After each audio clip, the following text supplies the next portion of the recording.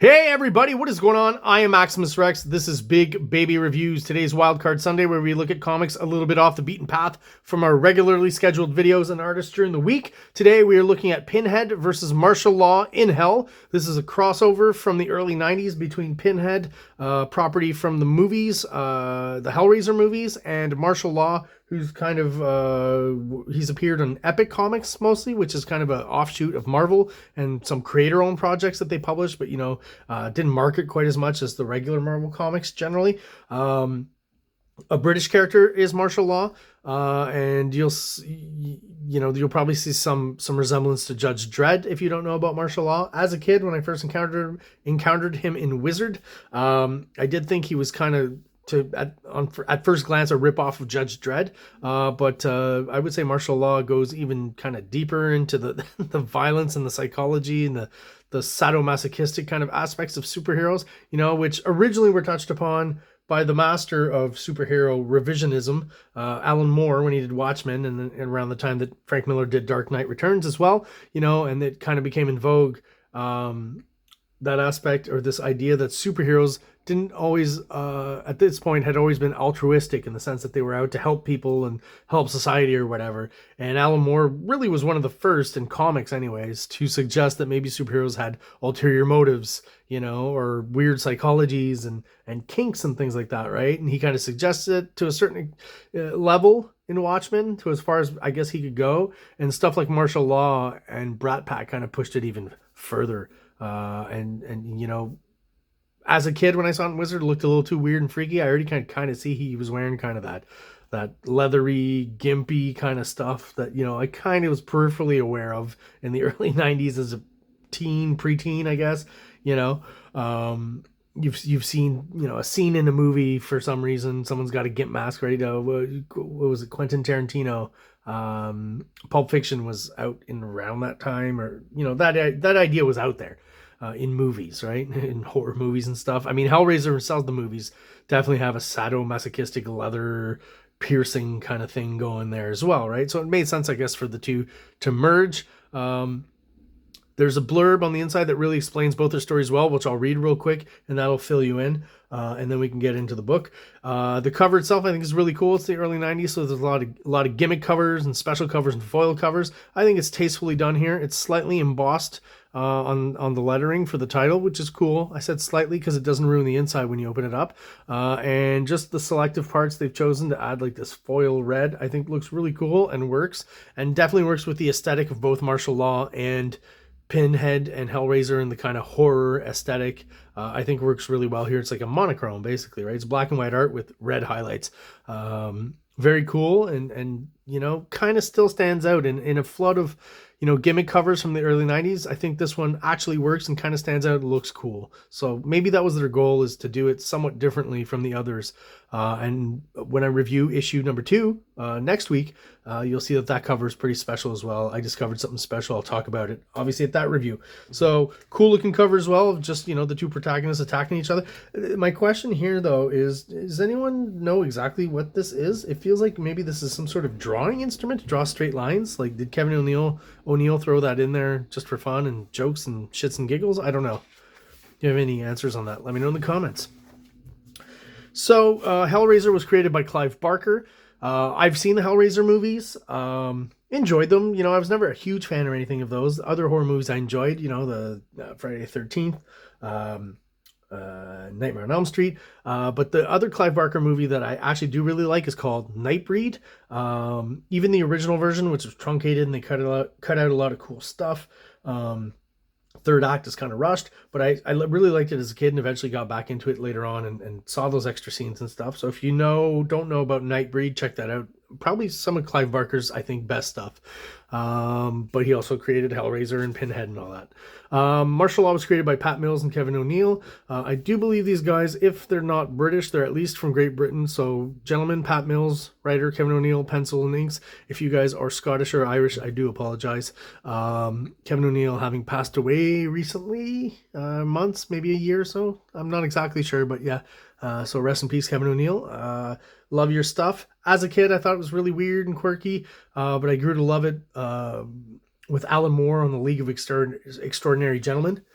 and have been a fan since then. And I'm really impressed with this. Like, I'm really happy to have found this comic. It's you know, from a last summer visit to Boston, I went to a comic shop, the one that seemed to have the biggest dollar bin, and I found this in the dollar bin. I didn't even know this existed before, right? So I was super happy finding, and reading it was super fun. You know, I waited to have issue 2 to read issue 1, so that was just a few days ago. Now I'm reviewing it, and again, issue 2 is going to be next week. Some backstory real quick, and then we get into it. Pinhead, High Priest of Pain, leader of the Cenobites, the demons who watch us from the shadows of the astral plane and guide us on the path of blessed order in the name of their god, Leviathan. Through the sacred geometry of the lament configurations, they lead the curious to unravel the mysteries of pain and experience the divine agony. Pinhead has made a special study of pain through his past life as an officer in the nightmare trenches of World War I. Now, as Arch Cenobite, he is keen to make new converts who realize how dull and lifeless their lives are without the agony and ecstasy of pain. With hooks that tear and rend the flesh, their feelings again, they become truly alive. All they have to do is open the box. So that's the concept, right? If you've seen the movies. Martial Law. Licensed vigilante operating out of San Futuro, he specializes in hunting down superheroes, the superpowered beings of the near future who claim to be the guardians of humanity. But Marshall recognizes them for the frauds they really are, and when they use their powers to terrorize the public, he's sent in to deal with them, a job he does with the utmost relish and expertise. So definitely you get a vibe from The Boys, right, and Watchmen and all that stuff. You know, Watchmen itself probably influenced martial law a little bit, but all that stuff, Rat Pack, martial law, Watchmen, Dark Knight influenced The Boys 100%. The comic itself and also the TV show. His toughest target was the corrupt public spirit, America's greatest superhero, who Marshall exposed and destroyed. But his death failed to satisfy Marshall's hatred of superheroes, which ultimately is a hatred of himself. I mean, it really does sound like Butcher on The Boys, right? If you watch The Boys, you know what I'm talking about. For he was once a superhero too, a veteran of the Zone, the war in South America in which super soldiers were used for the first time. Thanks to bioelectronic spinal implants, these soldiers no longer felt pain and thus become men without fear or feelings, capable of anything. Their feelings numbed, they committed terrible atrocities. Above all, martial law wants to feel pain again. I read this earlier, so I know it says numbered, but I think this has to be a typo, because with what they're describing about how they don't feel pain, right? Their feelings are numbered doesn't really make sense. Their feelings are numbed and they commit atrocities because of it, right? So that makes more sense to me. I don't want to be a nitpicky editor and stuff, but I definitely feel like that was a typo here, and it should say their feelings numbed and not their feelings numbered. Let me know in the comments if you agree, if it's such a big deal. Great kind of pin-up to start us off with. So it basically like a second cover. Martial law with, you know, some elements of Hellraiser added and incorporated into him, you know, the pins in his head and stuff, and all this kind of body horror and sadomasochistic stuff going on in the background. And definitely a good representation of Kevin O'Neill's quirky yet detailed and, you know, just very interesting art and very layered, right? He's a great storyteller. Everything's clear, you know, as much as there's a lot of detail and a lot of stuff going on, it's always easy to read visually with your eye, right? That's what I really appreciate. I do want to talk about the colorist, Steve Buccellato, and Janice Chiang, who's the letterer. So the colors, this is the guy who was coloring Wolverine for a while. If you look at my Mark Silvestri reviews of Wolverine, and what else was he doing? He colored that issue of X-Force that Mike Mignola did. And those are all other comics that were published at the time when they moved to this kind of thicker, more quality newsprint, where the color, I think, sits much better on the paper. And the black is not completely black, but blacker than regular shitty newsprint paper. And it's just, to me, the height of, you know, production value when it comes to comic books, at least mainstream stuff. I just think it looks great. There's no more off, you know, centered coloring and all that stuff.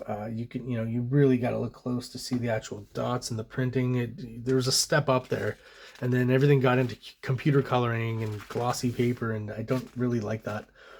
This is definitely my best kind of level of production value for this comic here.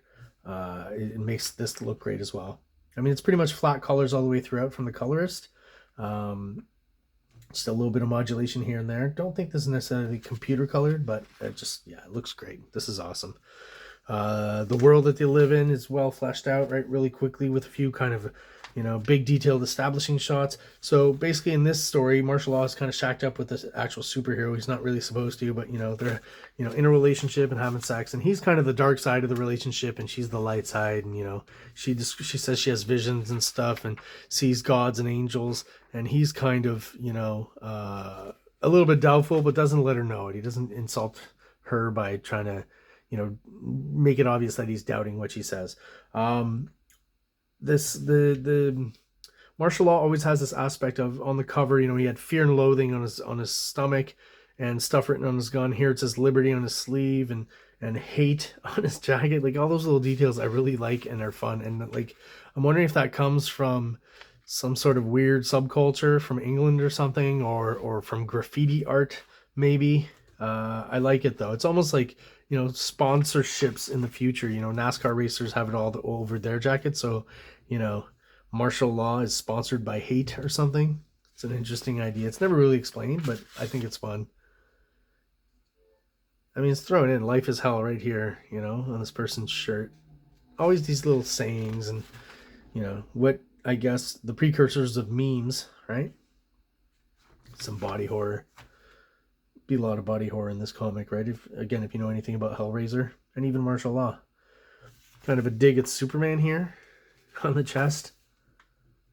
Yeah, just like every scene is kind of, very detailed, but very evocative and clear, again, visually. The reading process, the scanning of the image, it's like nothing's confusing. A little bit of monochrome in this panel. The color choices are great. Like, they really help to differentiate the different planes and stuff, foreground, underground, background. And so Marshall and his girlfriend are headed to a superhero kind of hideout or club or whatever. And this concept has been seen a lot. Again, this could be a scene pulled right out of The Boys comic book and even TV show. And what you get are, just like The Boys, a lot of analogs to known superheroes, right? So you can have known superheroes doing naughty things, but you can always, legally argue it's not them. So you've got Captain America here kind of being chipped out of the block of ice slowly. There's some more parody and jokes poking fun at superheroes. There's, Aqua Man is, in this case, Marine Girl. Some hot tub therapy with Marine Girls. What's going on here, he says. You've got your Batman analog here, which I do think the mask here with the actual bat face looks really cool. It's kind of a lucha libre Japanese wrestling kind of Batman, I guess. I like that look. You got your kind of wannabe Punisher guy here. They're all in there.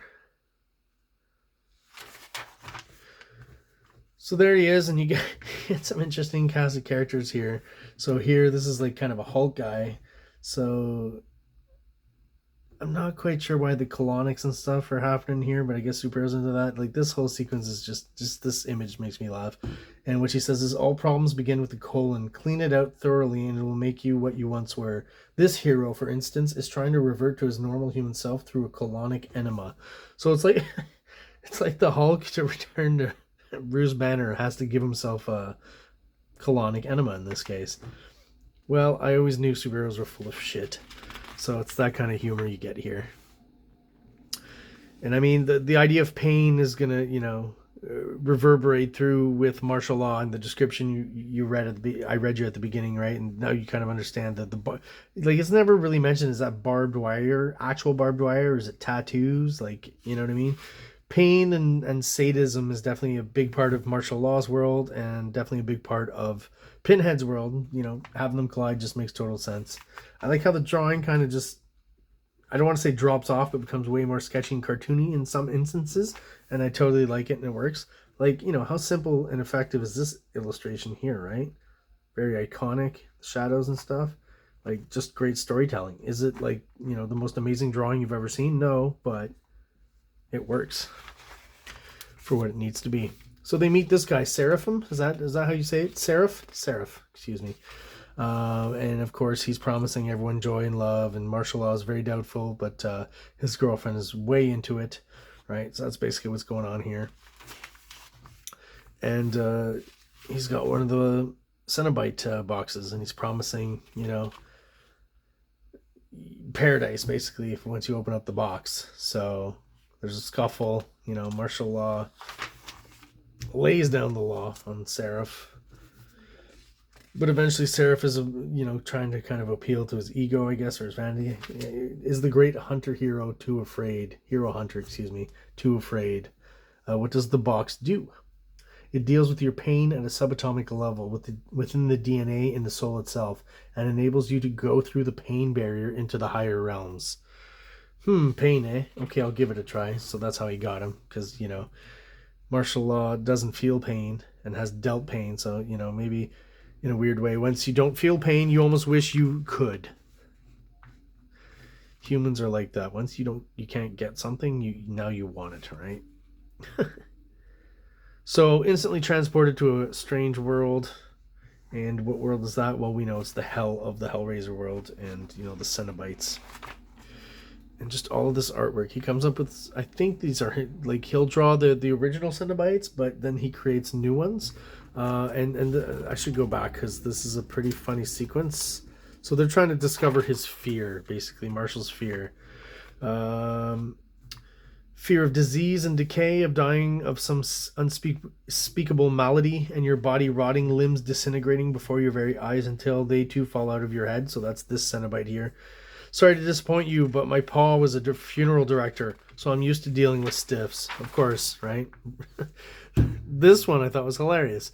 Perhaps something more generalized than that all men fear, a horror that is with us from the day we are born. Fear of castration, snip, snip. This guy's got all these, like, weird cutty castration tools. Super funny. Thanks for the compliment, but I'm afraid that's not my size. Maybe it's yours. Cuts his head off. So yeah, you've got some good gore and body horror going on here. You would expect that from this kind of comic. Fear of the beast. So all of a sudden a Cenobite dinosaur pops out.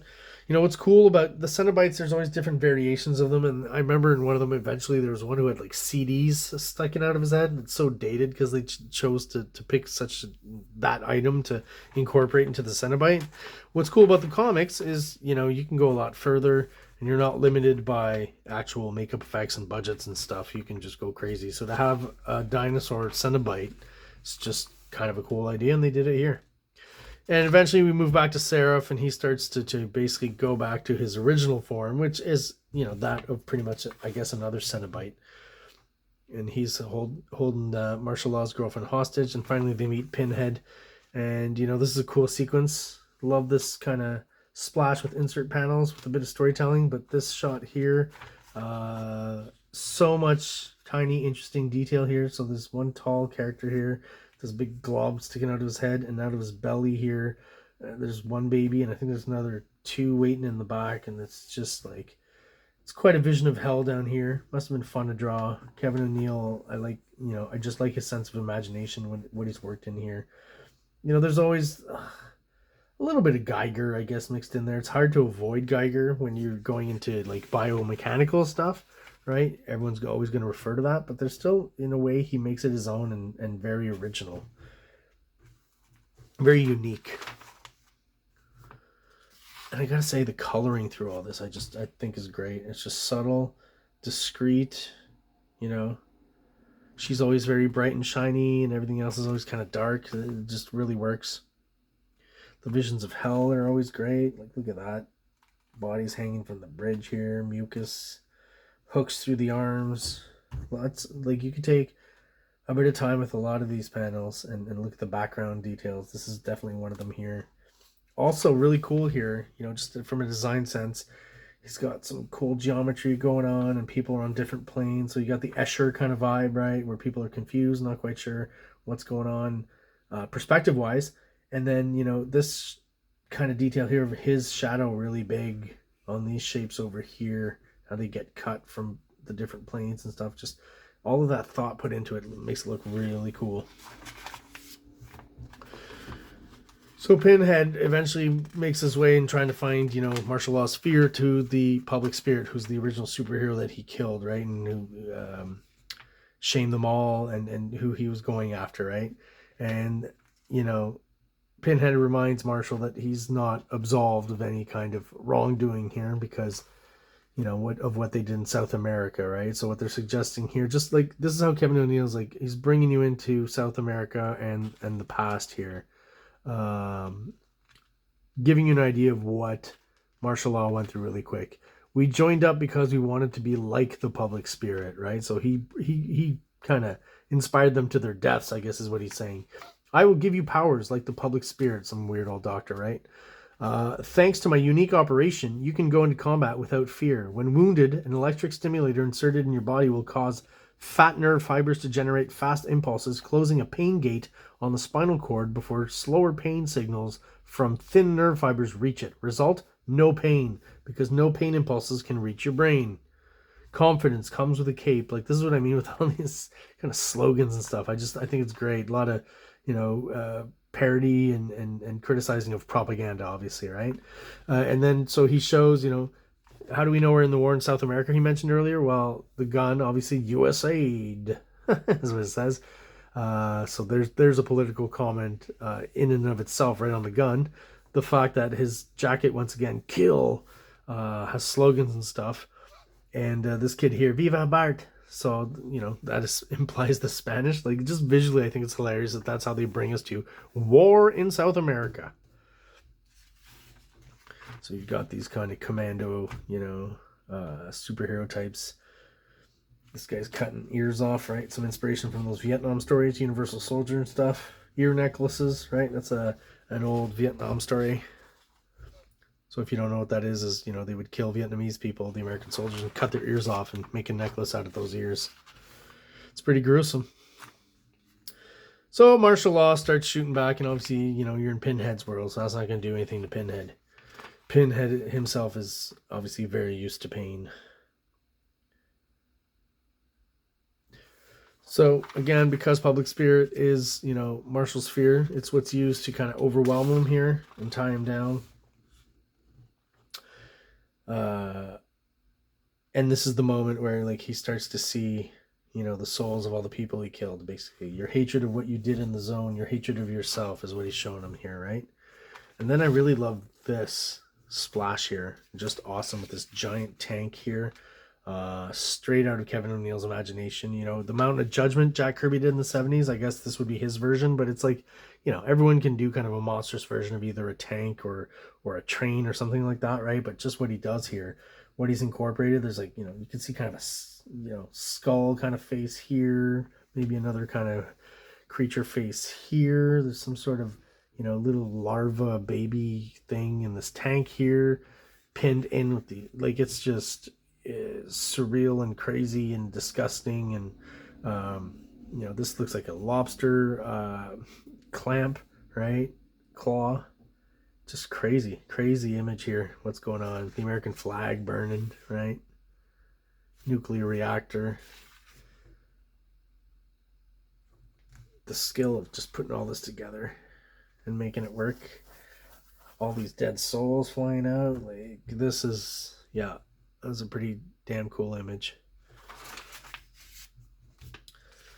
Again, some of the coloring here, just throwing in a deep orange on this guy, I think works really well. So basically the Cenobites are trying to beat him down, and here they use a gas on him so they'll pass out, right? And this is the gas Cenobite. Like, just, oh my god, some of his intestines are coming out, so the gas, is probably generated by him, and it's basically his farts and stuff is what's implied here. He's got a long thing here. I think he's smoking a cigarette. Like, it's just, everything about him is toxic gas. Life's a gas. He's got one of those slogans or memes on the side of his colostomy bag here. Love the design of this guy here. Very disgusting. All right, so Marshall's strapped to a table here. Bit of torture. And what they figured out, obviously, is that, maybe torturing him is not the best thing, but if they torture her, that's what's going to let them basically cut into martial law here, finally get to the meat of the matter, I guess. And that's just another great splash page pinup that they leave us on here, with all these blades pointing at them, all these other Cenobites in the background here. just one straight color here to put like, again, the coloring is just so clever, and, you know, brings things forward and pushes things backwards just the way they should. Very cool. So yeah, can't wait to, I'm going to read issue 2 this week, and when I do my next day of video shoots, I am going to review that one as well. In a week, I prayed my enemies would go to hell. Now my prayers have been answered. So we'll find out the fate of Martial Law in issue 2 next Sunday, next Wildcard Sunday. Thank you guys so much for watching. I'm going to keep it short today. Subscribe if you haven't yet. Thank you so much for your support. Hope you're still enjoying the videos. Have yourselves an awesome day. King Comics presents Big Baby, Volume 1, Issues 1 to 13. 204 pages of story and art. King Comics also presents Star Crasher one-shot, 32 pages, cosmic sci-fi surrealist adventure. You can find these fine comics at kingcomics.ca, at MaximusRex13 on Instagram, or on Facebook, MaxRex or Big Baby. Like!